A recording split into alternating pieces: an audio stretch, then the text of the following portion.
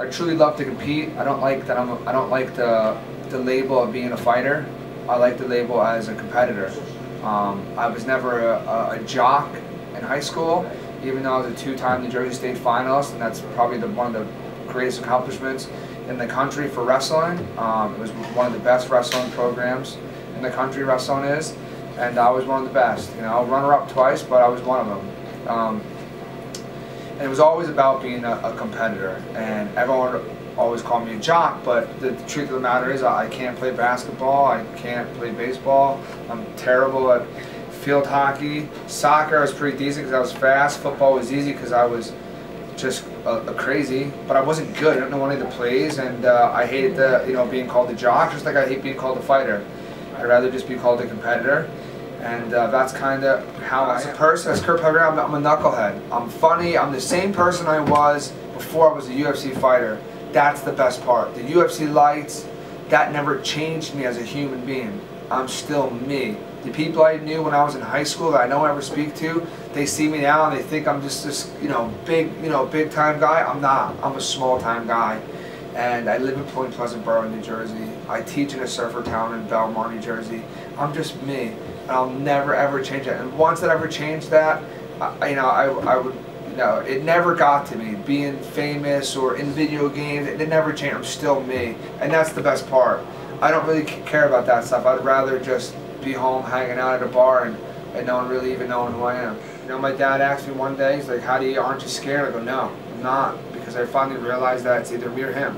It's a scheduled street fight, and I'm fully prepared to let anything break at this moment in my life or break his.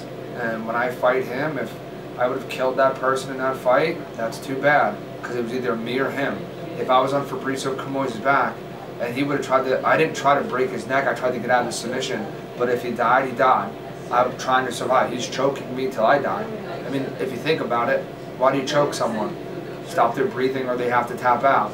I always tell my guys, there's nothing better than letting yourself be choked out completely, because you're letting him know you'd rather die than ever tap to someone, and you never give him that respect. People get up and they think, oh, I choked him out. No, I let you choke me out because I wouldn't tap to you. I'd rather you kill me than submit to you.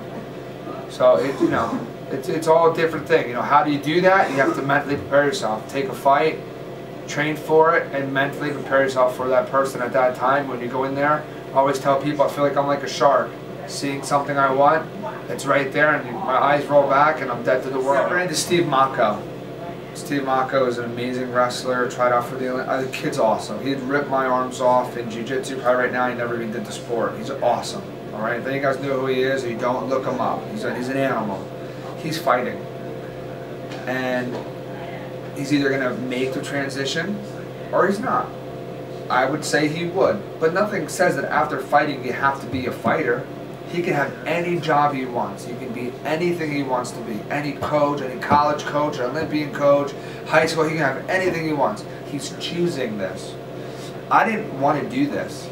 I didn't want to be a fighter. I did grappling tournaments at the Grappler's Quest and stuff like that, at Nagas. I never wanted to be a fighter. It just happened.